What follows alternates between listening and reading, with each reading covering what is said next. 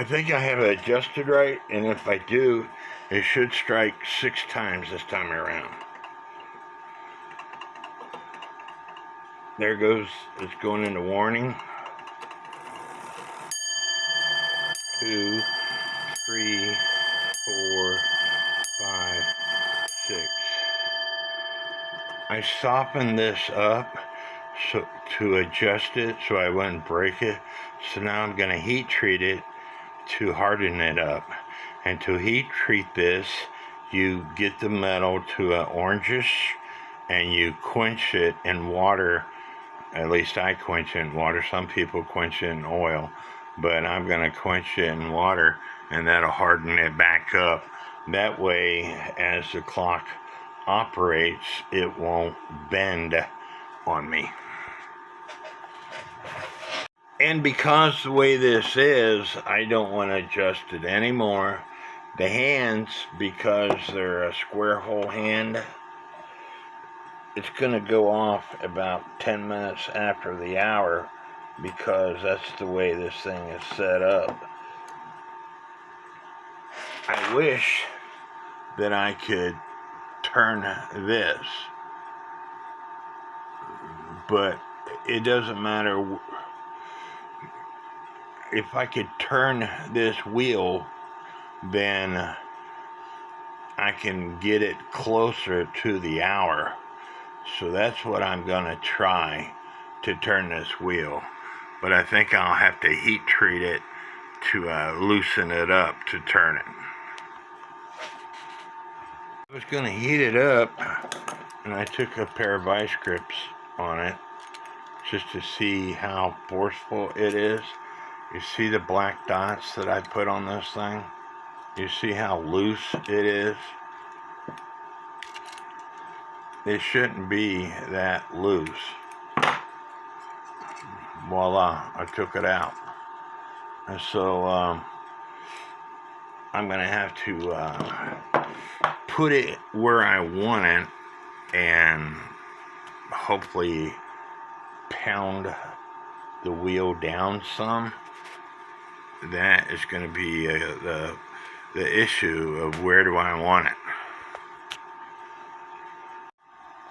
So I was able to solder the wheel back on, and you know me, my soldering sucks, but I did a fairly decent job on this soldering job. And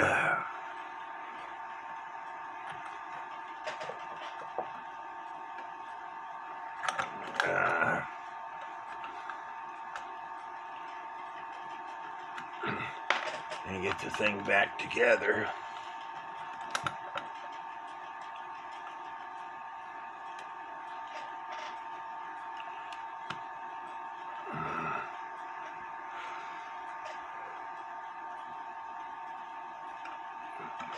It strikes a couple minutes till the hour, and I'm okay with that, because it's not striking 10 minutes after the hour. So I think I'm going to call it good. And I don't like how I got my stand set up for this movement. It fell a couple times on me. So what I'm going to do, I've got the calendar at the bottom. It just struck 12. So I'm going to, because that's the lever that it trips the calendar, is at the bottom. So I'm going to go ahead and put this dial back on, put the movement back into the case, and try it that way. I swept out the area where the clock goes, and I hate the medication that I'm on. If you don't have 110% of focus 110% of the time, you're going to screw up. That clock has been sitting on that styrofoam cooler ever since I started working on this, and I've came in and out of the door several times, maybe 20 times. Never hit that clock. Not paying attention, not focusing 110%. I go to put the movement down, and then I step over and I accidentally hit the clock, and there it is laying on the floor. some pieces are off of it, you know, depending on who you talk to. And I've had 3 different people tell me this clock was made in 1780, and other people said 1850 or thereabouts. Either way, 180-year-old clock, 200-plus-year-old clock. Now I gotta repair some woodwork. This medication I'm on sucks. The movement is on. It's ticking away so far. You should be able to see the escapement wheel do its thing. I got the dial off because it's easier to adjust the verge with the dial off. No matter what I do, the clock will not stay running, and I believe the reason why is the clutch system for the rack, for the verge, it's too loose. And so I think because of the weight of the pendulum, I need to tighten up the clutch on the rack. On the verge.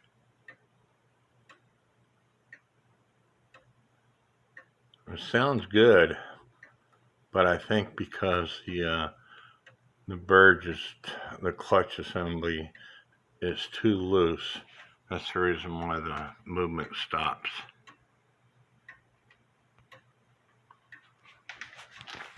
Now, I believe the reason why this clock won't stay running is because the clutch assembly on the verge is too loose. At certain spots, it's really easily to push. And so I need to figure out how to tighten it up.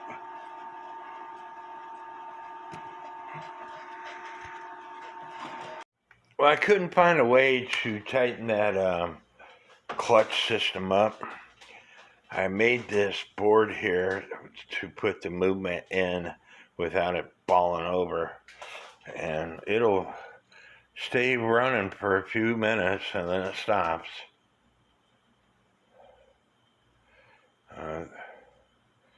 It's not running now. I had it running. But like I said, I think it's because the clutch system is loose, and so as that heavy pendulum swings back and forth, it's taking it out of adjustment. The things that make you go brrr. I'm still having trouble keeping the clock in beat, and so I think I'm going to take the virgin crutch assembly off and heat treat the crutch assembly so I can soften it. That way I can be able to adjust it, bend it, etc. Wish me luck. Now that I heat treated it, again, heat treating is getting the metal to an orangish color and then letting it cool off slowly. I can easily adjust the crutch. As you can see, it's now straight, and now it's got a bend in it. I couldn't do that before, so I'm going to put it back on the clock and see if I can put this thing in beat.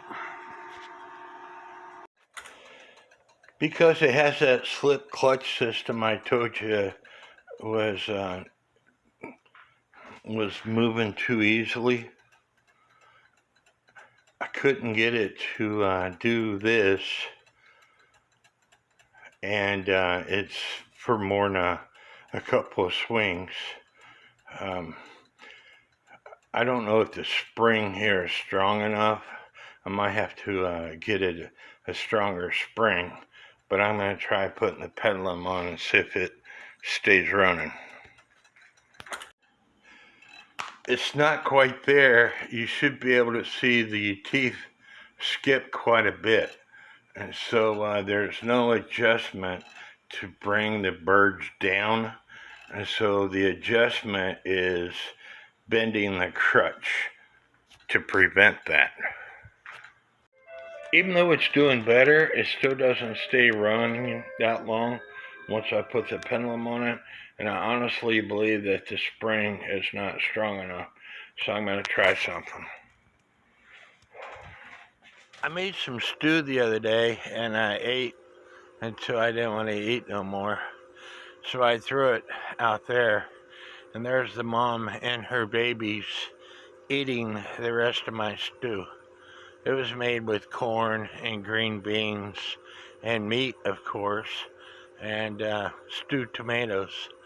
But the mom and her babies are out there eating the stew.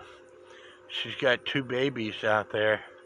I want to see if I can entice her over with a peanut butter sandwich. Come on, sweetie, come eat the peanut butter. You see her baby there at the tree still. Precious, come here, sweetie.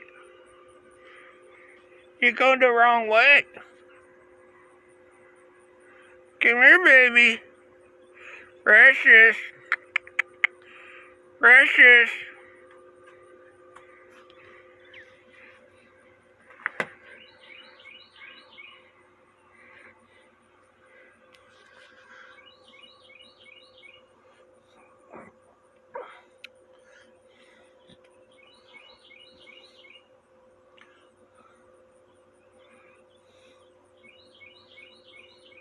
You see her baby climbing that tree? It's climbed in the tree, and I think their nest is in that tree.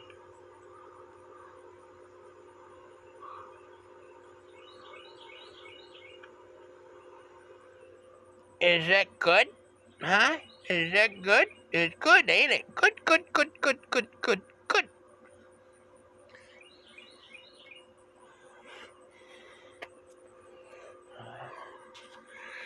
I think I'm gonna go put some peanut butter on that tree so they can enjoy it.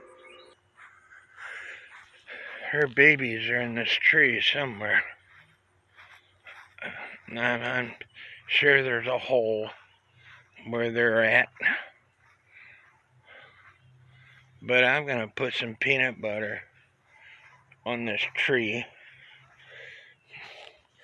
Unfortunately, I emptied my outdoor vac the other day, and it had a bunch of glass when my daughter backed into a piece of wood that I had on the saw. That should give the little ones a little taste of what I do. I know they're in this tree somewhere. And Mommy took off when I started messing with that tree. I think, nope, she's over there with the peanut butter sandwich. This jar is almost empty, but I will throw it out there for her, and she will take it into the woods and eat all the peanut butter out. And then later, I will walk through my woods and find that jar.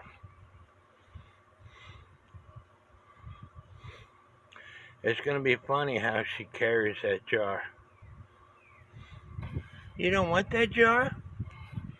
You don't want that jar? I got dog food out, and I got Cheerios that I'm fixing to put out. Cheerios was on sale at Walmart, and so she's enjoying the Cheerios.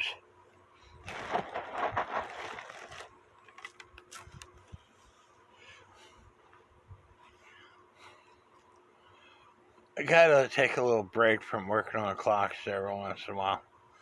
They will drive you crazy. So you gotta take a break, catch your breath, enjoy life. Hope you are liking this video.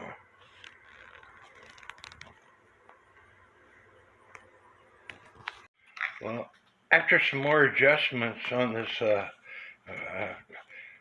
crutch, the clock has been ticking now for about 10 or 15 minutes, and hopefully it stays ticking.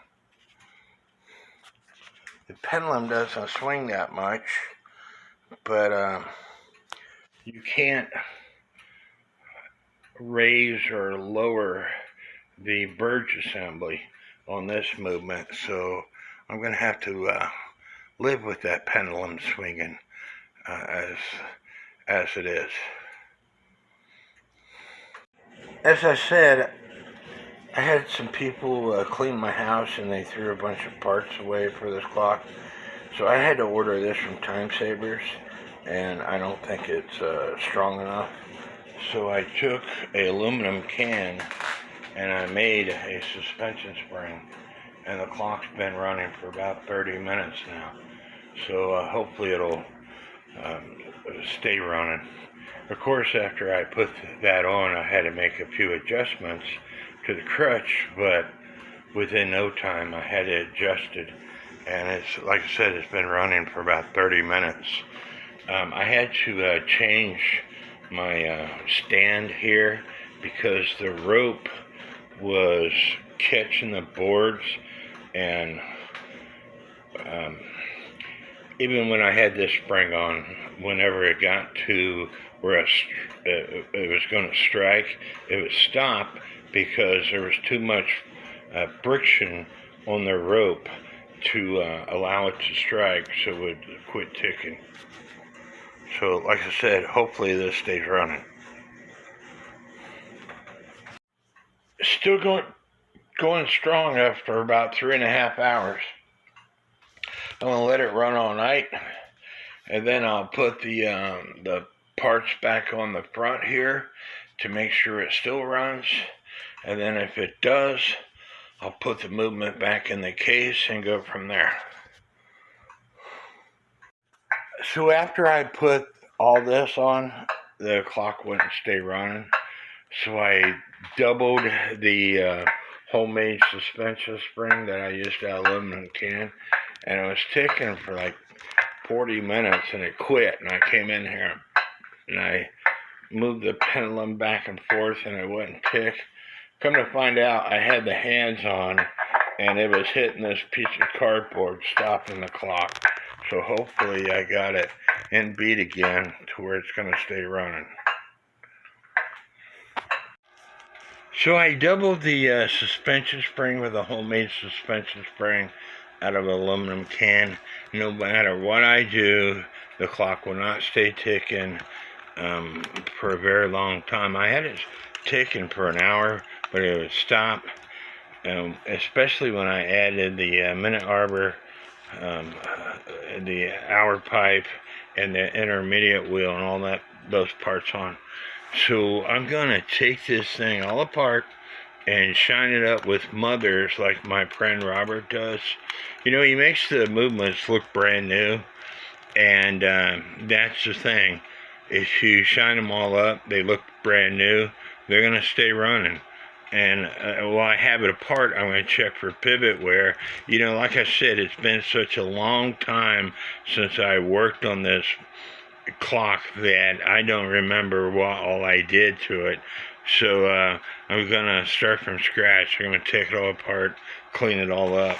On a side note, I just got back from Chin's restaurant in Poplar Bluff, where my 2 youngest children bought me dinner for Father's Day. We couldn't get together on Father's Day, and my youngest daughter bought me this pocket watch. It says, "To my dad, never forget that I love you." Forever. Sorry about that. And then it says, "No matter how much time passes, I will always be your little girl." Isn't that sweet? Even though it's a battery-operated pocket watch, I love it. It's still got the protective plastic on it. And it comes with a pocket watch chain. So it came in this little box. I was extremely happy to get it. That she got me something that I love. Pocket watches and clocks, timepieces. Anyway, I'm going to take this thing apart. And so I hope you are going to enjoy this portion of the video.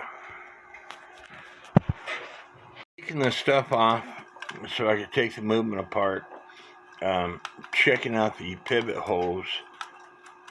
The second wheel has got a lot of play in it. As you can see,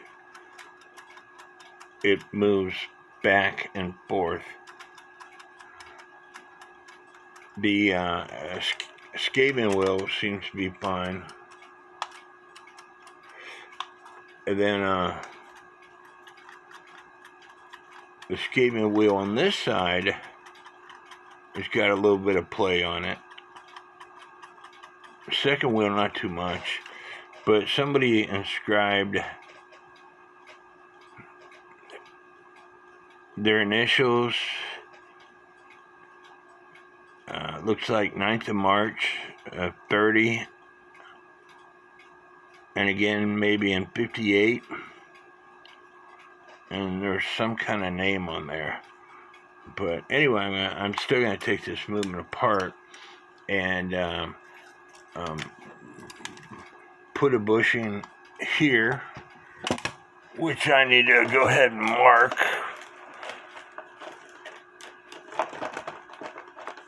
I'm going to do the tilt test on the clock wheels, but this one definitely needs a bushing. And that's probably why I'm having such a hard time, but I'm going to take it part away and clean it up. Put it through the ultrasonic cleaner, then use some of that Mother's to make it nice and pretty. Put my legs on it, and I'll get back. Now you want to pay attention to the rope system and how it's wound. Like I said, it's a one rope system, so you want to make sure that you take plenty of pictures all the way around the movement, so you know how to put this movement back together. But it's got pins on it, and so once I take those pins off, the plates will come off.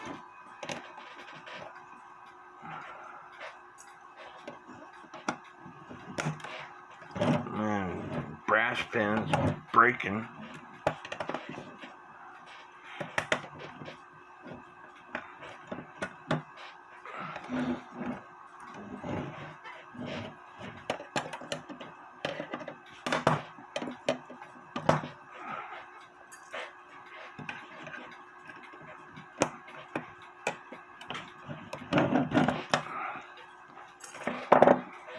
And if I'm careful, I could take the movement off so I could take another picture looking straight down. Voila.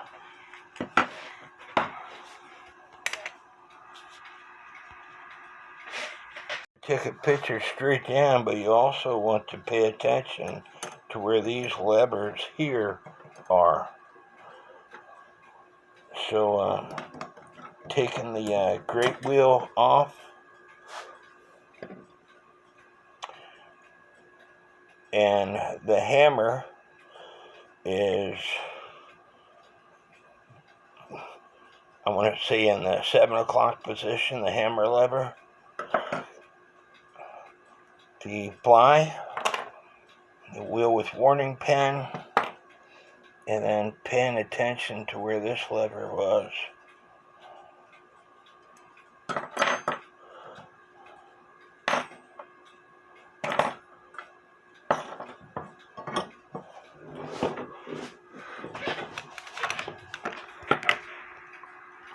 think I found my issue.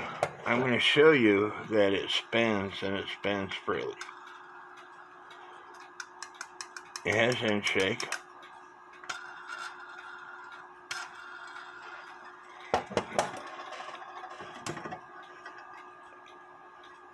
This tilts too much.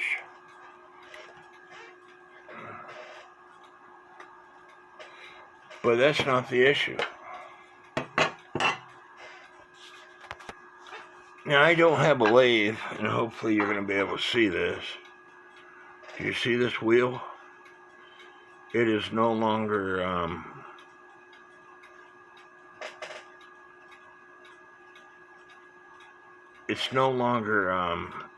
parallel. It's got a groove in it. So the escapement wheel really needs another pivot put in. But you typically have to have a lathe for that. And I might have to take this to a machine shop. We got a local machine shop, but I don't want to talk to that guy. Last time I was there, he made me mad. This is what it's supposed to look like. You see it's how it's nice and flat. And this is what this side looks like. So it needs another pivot.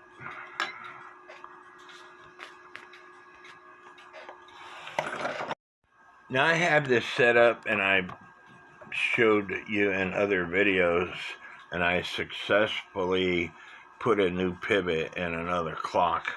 But this clock, the pivot is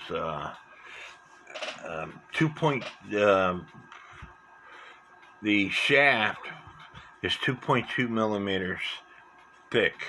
The pivot is 1.1 millimeter thick. Now this setup, I got a drill bit that's 0.08 millimeters thick, and then my next drill bit is 1.1 millimeters thick. Now this setup has, like I said, it's worked in the past, but to do this pivot, I am afraid that I don't want to screw it up. And so I think the best thing to do is send the escapement wheel to a friend of mine, Sean Barnes, if he's able to do it, if he's not busy, and let him use his lathe to put a new pivot staff in for me. There's a local machine shop guy that I went to before. His equipment is too big. It's made for, he's got big lathes and stuff. I don't think he'll be able to do this. He don't have smaller lathes. And so I'm sorry that this video is going to be a 3-part, but it just, I don't want to screw this clock up. It's very sentimental to me. It belonged to a friend of mine over in the United Kingdom, and he gave it to me for the price of a garden shed. It'll be in my will when I die that my children won't be able to sell this clock. It will be something that will be handed down to family members, even though, once read 100 years from now, nobody is going to remember who I am, unless YouTube's still around and they watch my YouTube videos. But I don't want my children to get rid of this clock. It's very sentimental to me, and so I want to do it upright.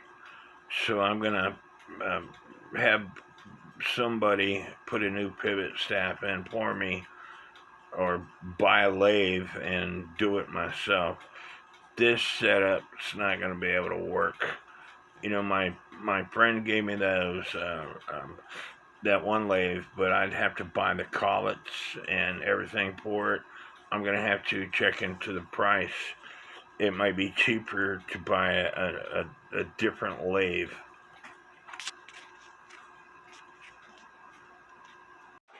I hope y'all have enjoyed watching part 2 of this me repairing this grandfather clock. Couple things were the issues, but I think the main issue is the second wheel needs a bushing, and the escapement wheel pivot is screwed up. And so I think that's what's causing my main issues, is that second wheel pivot. It's not supposed to look like that. hopefully I get it fixed before too long. Whether I got to buy a lathe, I might have to end up buying a lathe anyway for future um, problems. I've been wanting a lathe. I just haven't broke down and bought one. Like I said, I've been trying to become debt free, so I just might end up buying a lathe. But you could find cheap lathes on eBay for $150 or less that should work. This system, this homemade system, and me using the 2 drills, it does work. I've done it before on a different clock, but that different clock was a cheap clock. Even though grandfather clock prices have dropped tremendously, this clock is very special to me, and I want to fix it and not be,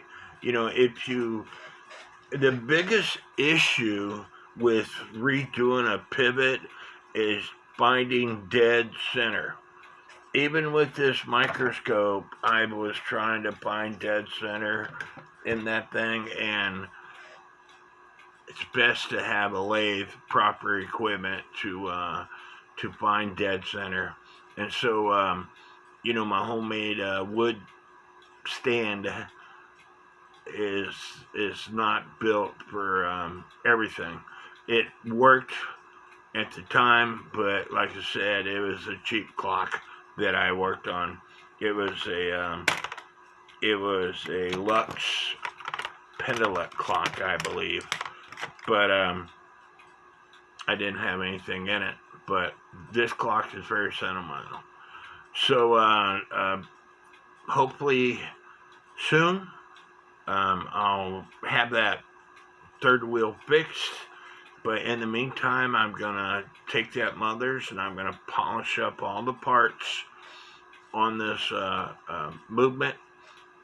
And I'm going to put a bushing where that second wheel pivot was going back and forth. You can't have any back and forth movement in thick plate clocks. You can in regular 25 one-day clocks or one-day clocks, but their plates are only 1 millimeter thick or 1.2 millimeters thick or something like that. This grandfather clock movement is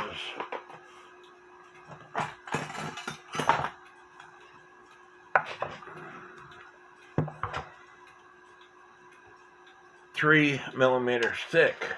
It's just like an antique cuckoo clock, a 30-hour clock. You can't have that much play in an antique clock because the plates are thicker. And so when you have side-to-side play, the wheel tends to go where it don't need to go. It goes off-centered, and that's why it doesn't run properly. I hope y'all have enjoyed part 2 of this video. Please give me a thumbs up. Please leave me some comments. And don't forget to subscribe to my channel because it's free to do so. And may God bless each and every one of you.